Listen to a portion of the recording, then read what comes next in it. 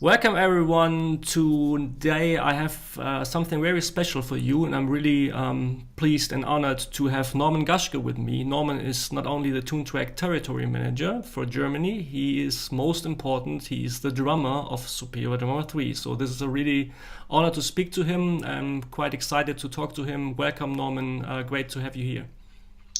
Hi Mike, thanks for having me on one of your videos. I'm Norman from Toontrack. Hi everybody. Great, Norman.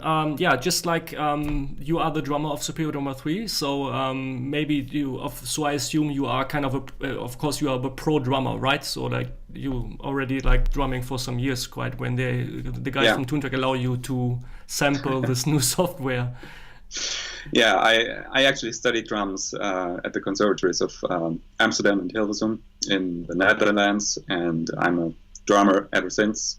I started playing the drums, I think, with 9 years or 10 years old, and went to study after I graduated school and worked as a drummer since then, and also as a sound engineer, and eventually ended up at Toontrack, and yeah, that's what I do now. And now I'm obviously the sampling drummer and the MIDI drummer for Superior Drummer 3, which is great, which is very exciting, and yeah, a great honor for me as well.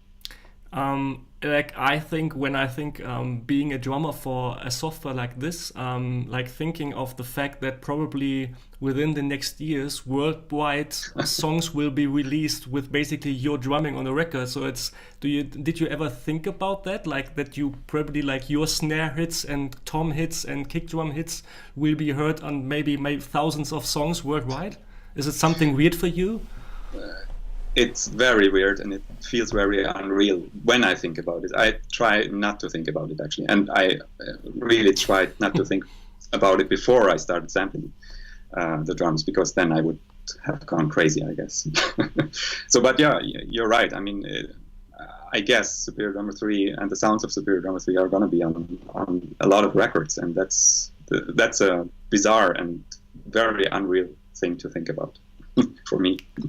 Well, at least I think not only like when I did a cover yesterday, so basically it was you. Saw them. Very good. It was, thank you very much.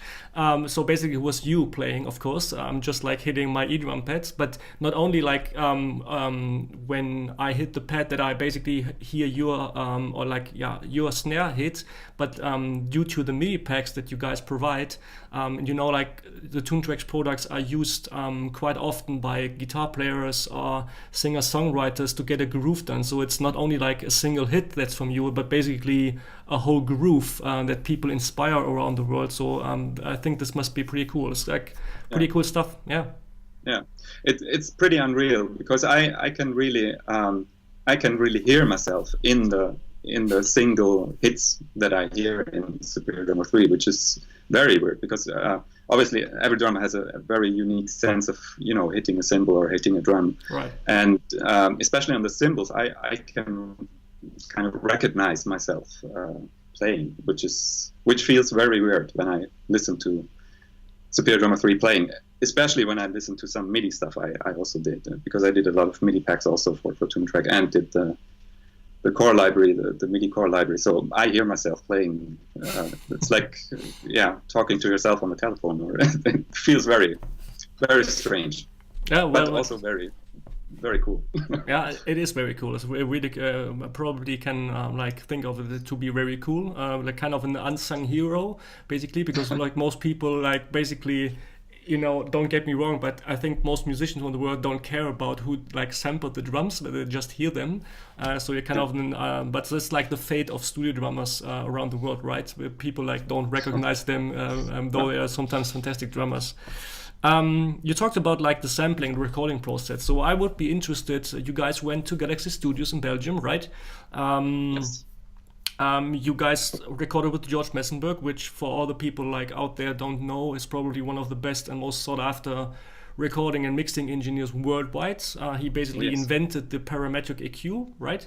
So he's a legend. He's a legend, exactly. So just tell me, like, why did you guys decide to go to Galaxy Studios? I remember you already sampled the Made of Metal EasyX for the Easy Drummer. Exactly. Yes. Yeah. There. So just talk about like why you guys decide to go to Galaxy Studios and why you guys like decide to work with George. Maybe you can talk about that as well.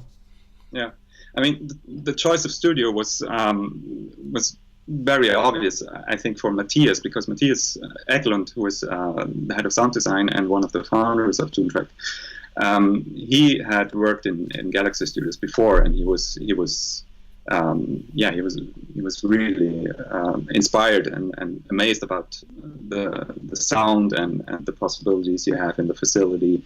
But mainly, I think the sound, because the sound of the main hall is very unique and great. And I mean, they have so much to offer in a studio, equipment-wise, and also it's a very quiet studio, which was very important for the sampling of Superior Drummer 3. So Matthias was immediately, when we started thinking about doing Superior Drummer 3, he was immediately up for going to Galaxy. So that was that kind of choice. When it comes to George, I mean, this is a dream come true to have somebody like him on a project, on a product that we do. And I know the story that George is a long time and a very dedicated Superior Drummer 2 user, has always been, and this is his kind of like go-to sound library he uses for drums when he uses sound libraries. Mm-hmm. So we had been in touch with him before already through support, and I think Matthias just called him up one day and asked him if he would be open and willing to collaborate on a project. And I think he was not telling him by that time what it would be, actually, that it would be for Superior Drummer 3. And George immediately said yes and was excited about it. And yeah, that's how that came to be. At least that's what I know about the story. So great. Talking to you as a drummer, like I saw the library and I did some videos about that, and I'm really impressed about the amount of detail you guys put into the software, the amount of single particular articulations per instrument. Well, I remember Superior Drummer 2, there were already a lot of articulations, especially on the roots expansion, I think. But you guys really went overboard. Like every single cymbal was captured, even the hi-hat, which really blew me away. That you even sampled the bell of the hi-hat, which is quite awesome. Yeah. But like thinking of you as a drummer to record every single articulation and looking at the pure amount of instruments you guys captured. So tell us about, as a drummer, kind of, because usually you play a groove, right? You play to a song, but like sampling all the single articulations per instrument, what is kind of, for you as a drummer, describe the work that's behind it? It's a lot of work, obviously, because of course you have to go through all the the volume layers, the volume, the different volumes you can hit the drum with, and you do that with every single articulation you can play on a certain instrument, on the snare or on the hi-hat, as you said. And for Superior Drummer 3 we included many more articulations than we had in Superior Drummer 2, actually, especially on the hi-hat, on the cymbals, also on the snare. So this is much more detailed recording-wise and sampling-wise. I don't know like how long it takes you guys overall to record this whole sample pack, but is it like, can you imagine you go to the studio and like, okay, tomorrow I have to sample like the toms or the snares. So like, do you have kind of a schedule that you like work? Yeah, sure. Yeah, okay. Sure. I mean, you do what you can do on a day, of course. Right. I think we did very long days, actually. Like, I think we did 10-hour sessions, and sometimes it was even more than that, I guess. And you just try to accomplish what you can accomplish on that day. And one drum takes a certain time, obviously. Yeah. Hi-hats is a very long process because you have a lot of different articulations and the cymbals of the hi-hats, they ring for a very long time, so you have to wait for them to ring out and to be quiet also. After when it gets very quiet, you have to be really quiet, which is quite a challenge actually, because when you're working in a room that is that quiet as the Galaxy main hall, which is extremely quiet, then you also have, as a drummer, you have to be quiet yourself, of course. So that includes like not, rocking with the chair or anything like that, or breathing. You have to kind of like control your breathing. I mean, to a certain degree. As a drummer, is it something you need to practice before? Like once you know that you were the guy recording the new library, we did some practice how to sample, because I can imagine that's kind of just like it's a different work, right? Like just hitting one time and then wait until even the snare rings out, the tom ring out. That you did you practice this before? I didn't practice it, but I think that my classical training on the snare drum, especially during the study and the time on the conservatory, really helped for that process, because you need a certain technique to do that, because especially what I found very hard to do actually, or what's a challenge at least, is you have to remember what you did before. So you play a stroke on the cymbal, which is, let's say it's a medium volume you play, and then the cymbal rings out, and that takes like for, I don't know, maybe a minute, or a little bit less, and then you have to remember the exact same velocity again, because you have to play a lot of notes in that velocity range, obviously. So it takes quite some concentration and staying focused on what you do. It's not just like hitting the cymbal or hitting the drum and then just wait and I do the next one. You have to stay concentrated and focused all the way through to really do all those layers and not mix them up and stuff like that. And technique-wise, the snare drum education I had really helped, I would say, because I mean, you're on the conservatory, you get trained like for very, very soft strokes and very, very, very soft rim shots also, which is a very strange thing to do actually, because rim shots are always very loud. Yeah, of course. But we have to sample very soft rim shots also, so this is quite hard to do actually. You can try it. It's not that easy to make a very pianissimo kind of rim shot stroke. So that helped. I really felt that this helped, and I actually practiced a little bit more of snare drums before I went to the studio. Yes. So was it kind of like even not maybe harder? It's not the right word, but knowing that a guy like George Massenburg is sitting in the control room to capture like so it's like something that's to know like, okay, there's a living legend sitting in the control room and like telling me what to do. Yeah, but that was before the recording. Okay. Obviously, because I was shaking, of course, to have the chance, to meet him and to be able to work with him on like for almost 3 weeks actually. So, do you remember? That was great. I can absolutely imagine. Like, but he seems like very kind. But during the recording, this was no problem at all, because he's the kindest person I have ever met. I mean, he's great. I mean, he's very patient and very calm. He's very easy to work with. It was a bliss to work with him. Really. Great. Yeah. So do you remember? I remember like one video. I think it was from Matthias Eklund from Toontrack, talking about the Metal Foundry, the legendary Metal Foundry expansion pack that they. Back in the days, they sampled 300, or they had like 300,000 different wave files, sound files, which they like then compressed down to 200,000, I think, something like that. So maybe do you like either you know it or you have an imagination how many wave files you guys sampled? No idea. Okay, but I guess like a lot. Looking at the instruments, it must be at least 5 times as many, I guess. I mean. Yeah. If you look at the sheer size of the library, it must be it must be Talking, at least 4 to 5 times as many. Quite. But I have no idea. Quite some work. Talking about the drums, I remember one of the critics about Superior Drummer 2, like at least for the core library, was always that they are good, but the amount of instruments were kind of limited in the terms, like just one set of toms and like 5 or 6 snare drums. And this time you guys really went overboard as well with all those different drums.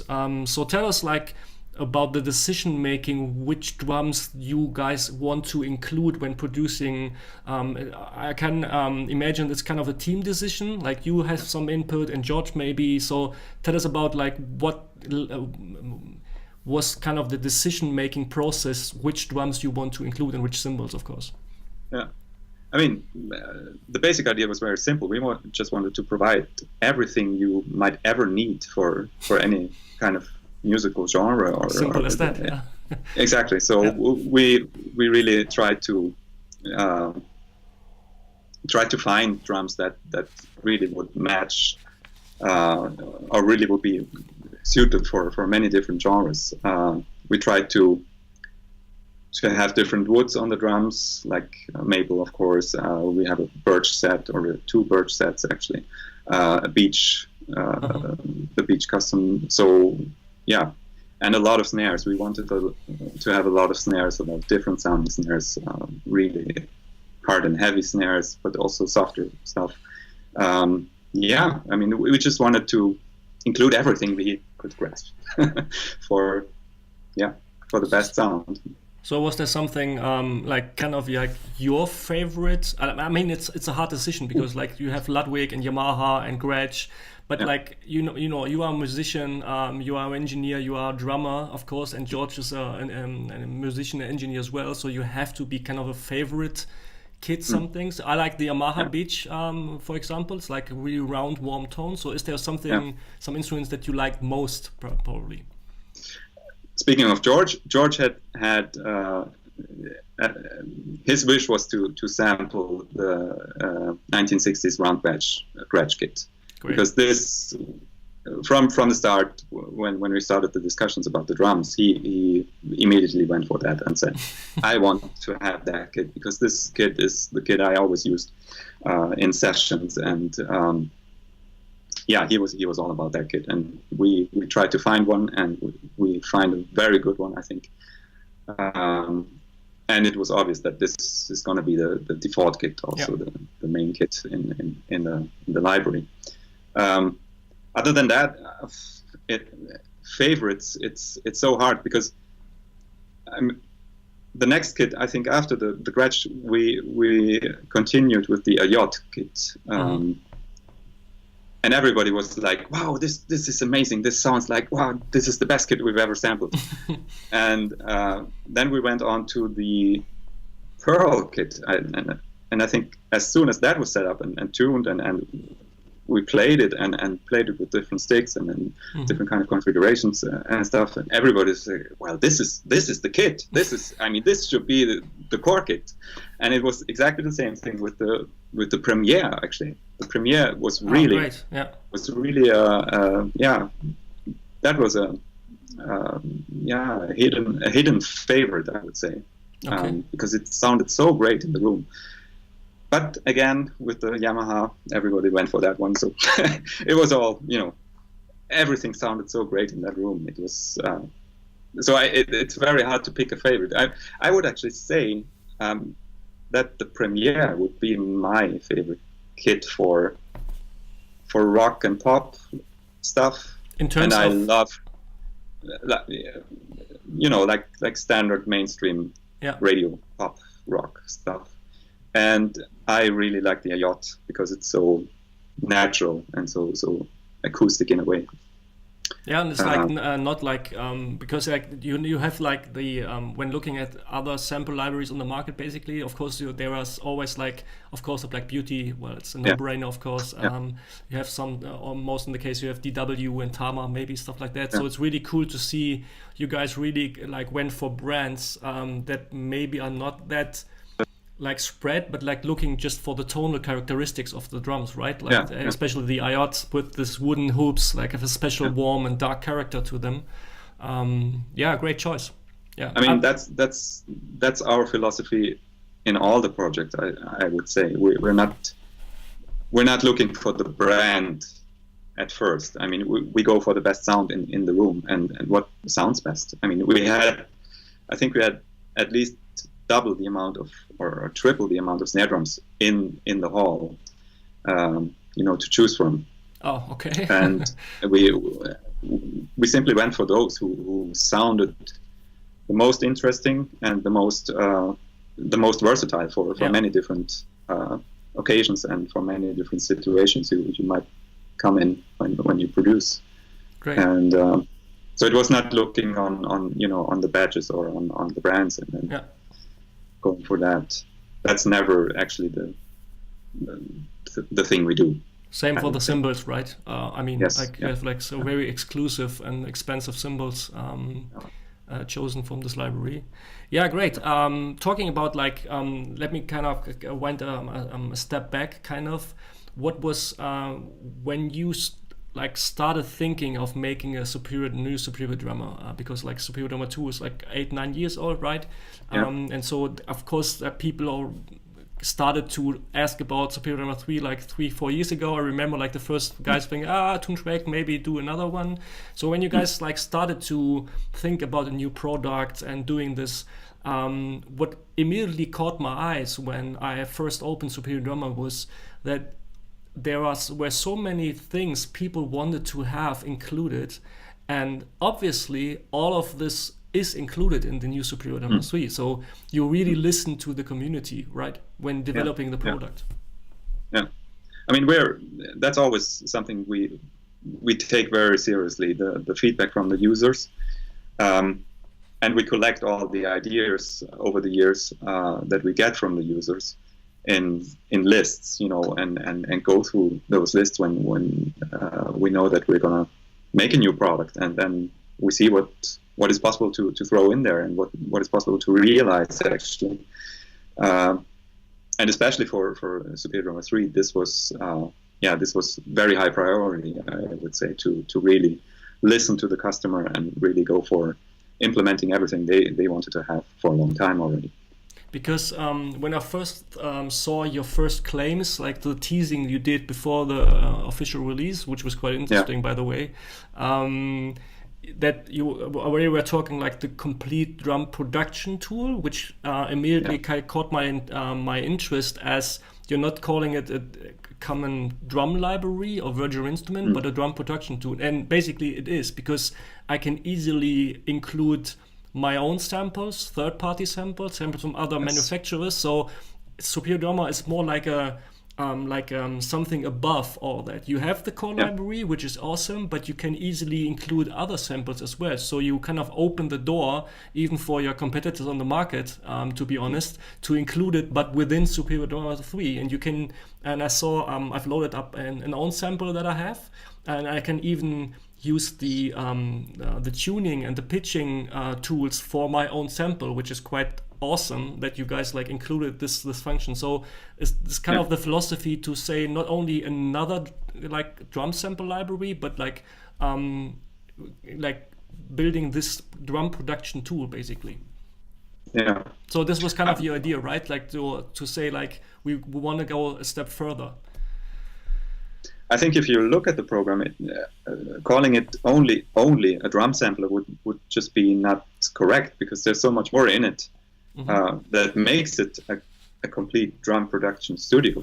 Because there's the whole tracker functionality in it for drum replacement, for very accurate and very precise drum replacement.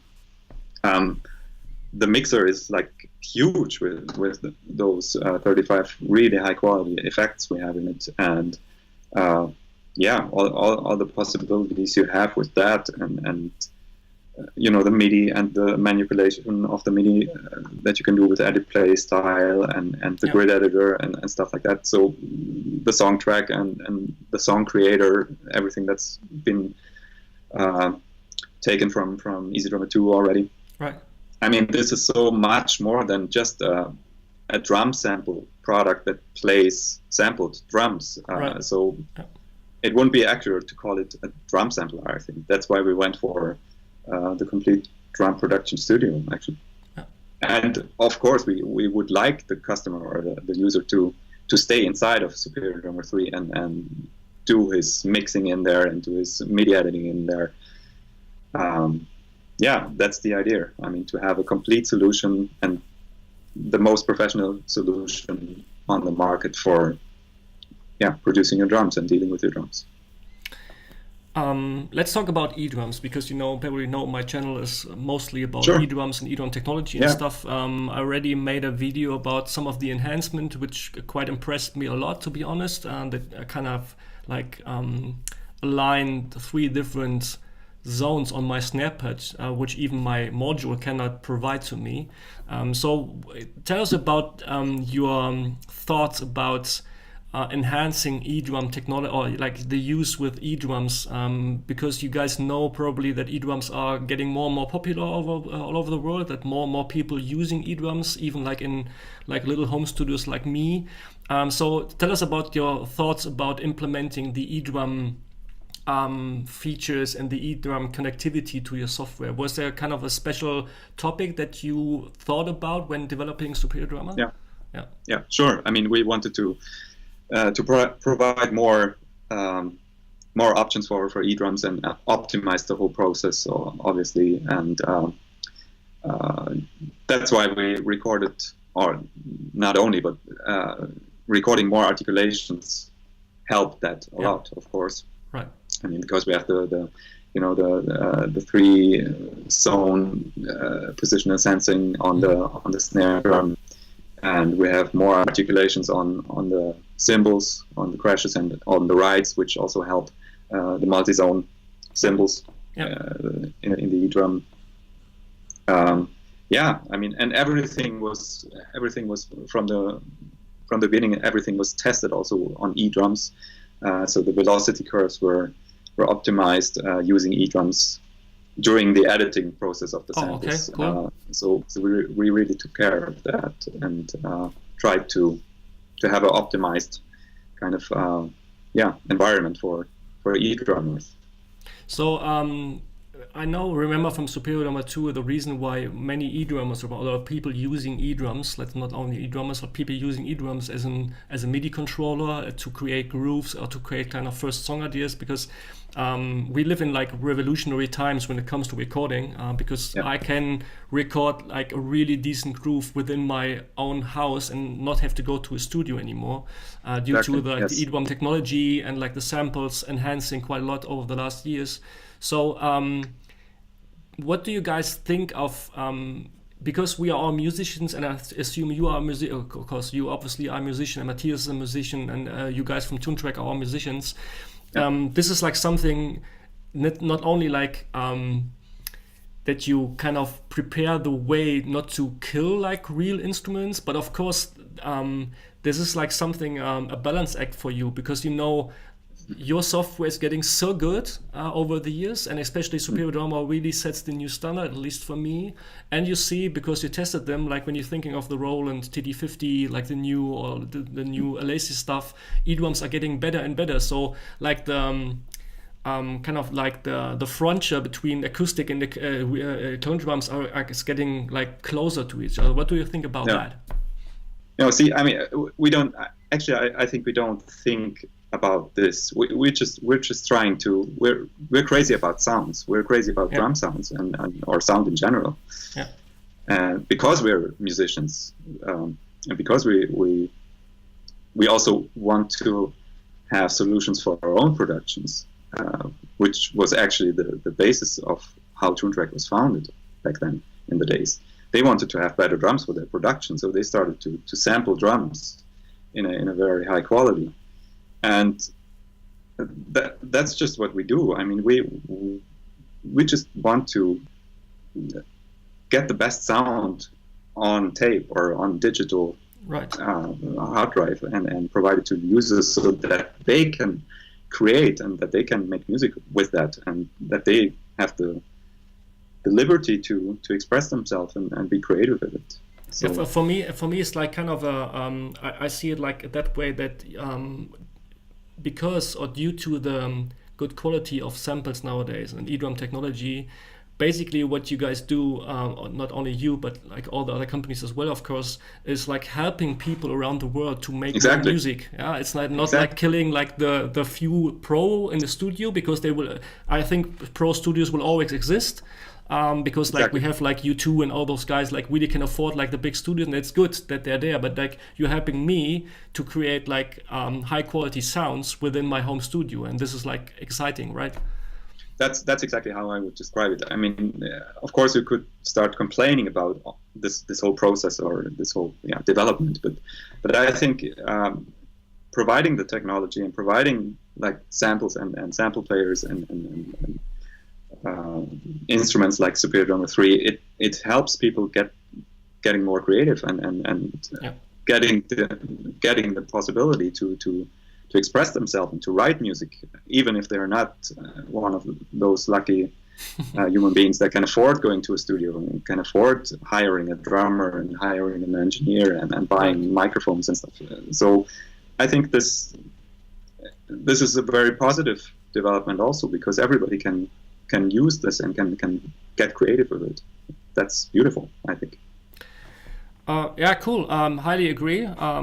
Just like going back from the more philosophical way to some technical details about Superior Drummer, because like talking about e-drums, you know, like the grade of authenticity and the grade of natural feeling is based on the sample pools you create, right? Which the software kind of. So maybe you can describe for everyone what is meant by having a big sample pool, or that you even enhanced or increased the sample pool in comparison to Superior Drummer 2. Can you tell us something about that? It's very simple. I mean, we record single hits on, let's say, on the snare drum in very, very many different volume levels, and of course not only 2 or 3 samples in each volume level, but like, I don't know, 20, 25. In the background of Superior Drummer 3, this gets distributed between certain velocity layers, and so the software kind of recognizes or understands how hard I hit a pad, and then picks the appropriate sample from the Yes.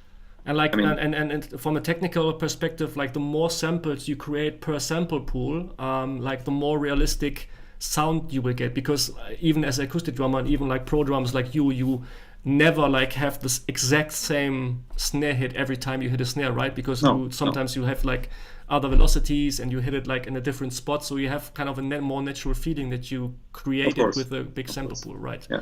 Okay. We use something that's very common, which is called round robin distribution. If you hit the drum in the exact same velocity value, or many times after each other, a different sample gets picked from the sample pool. So you never get the same sample twice after each other. Okay. Yeah, we already started about talking about Toontrack in general. What I see when looking at your products, beside like Matthias Eklund, who sometimes gives interviews, and I think his name is Rick, right, from United States. Sometimes giving interviews, yes. But usually it's not about you. You push like the people, the recording engineers, to give the interviews or shining. So, what's your philosophy at Toontrack in general, or like a basic question: how many guys work at Toontrack worldwide? Right now, we are, I think, a little over 30 people, like 32 or 33, something like that. Didn't expect that. Yeah, I know. I think it's perceived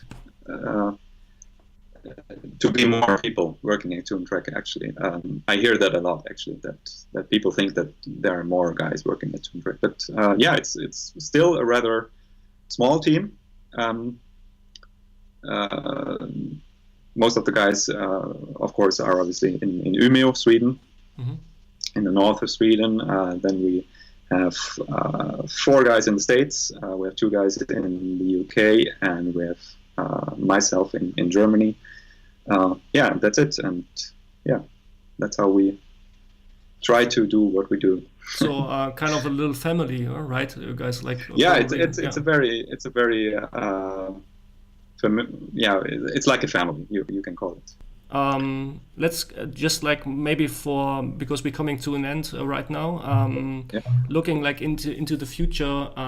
Of course, I think there will be new expansion packs, basically, like which are then developed not for Superior Drummer 3, but like happening in the same. So is there something? Of course, I think you cannot talk about it right now, but it's just like the question. Of course, we can hope for like though I don't know, don't get me wrong, because I'm quite happy with the amount of instruments and drums and cymbals within Superior Drummer 3. It's just like 1 week out, but like, you know, because like maybe you see that in the background, I have like kind of this whole armada of SDX already there. Very nice. People always like keen to see new expansion. So shortly speaking, you guys plan, of course, to continue developing new SDXs. Of course. Okay.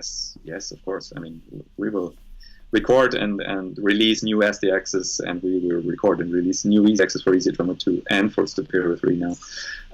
Of course, that's what we do. That's what we love to do. Yeah, great. So I think, like as a final question, Superior Drummer 3 is now 1 week out, like just a bit more than a week. So when you like have to describe like the last 2-3 weeks, like I assume you guys were kind of excited once like the September 12th date was like coming towards you. And now what's about like the resonance and the critiques from the people worldwide, from the press and the media? Can you like explain what's like happening with you guys over the last 7 or 8 days once the release date was? It's overwhelming for us. I mean, we're so happy to roll this out at last and to give it to the users and see the reaction of the users worldwide is mind-boggling to us. It's really it's so great to have the product because we put in a lot of work. And especially very you, dedicated. Right? Everybody in the team. I mean, if it's graphics or if it's interaction design, which you talked about already. I mean, I think the guys did a great job on that. Everybody was so involved in the process, and we're just happy that it's out there and that it's starting to be successful. And the feedback is great. It's overwhelming. Everybody seems to love it, and let's see what it can do in the music. And we just hope people take it and get creative with it and create music with it and do what they want to do. Great. Yeah, I love it already, though I didn't even discover all of the things, but I'm sure I will do in the future. Norman, thank you very, very much for your time. It was a pleasure to talk to you, to give us some insights and behind-the-scene looks, which is quite great. I appreciate your time, and greedy. It's not like talking like wanted to be too kind, but really to be an honor to talk to the drummer of Superior Drummer 3, basically. This was a seldom pleasure, so to say. So thanks again for your time. And you. I have to say, I thank you for your work on your channel, because the videos you do are really great, and I think they give a lot of insight and a lot of information for our customers as well, and our users as well. And I think you do a great job on that one. Thanks a lot. Appreciate that. So Norman, thanks again for your time. You told me that you go to Sweden next week, right? We will all meet up in Sweden, I think, next week, yes. And hopefully have some party, right? To celebrate. To celebrate. We'll see. Okay, say hello to the guys there from all the customers here in Germany, at least, or from like nice subscribers from everyone appreciates the software. Again, Norman, thanks very much for your time, and talk to you soon. Bye-bye. Thanks. Bye. Bye.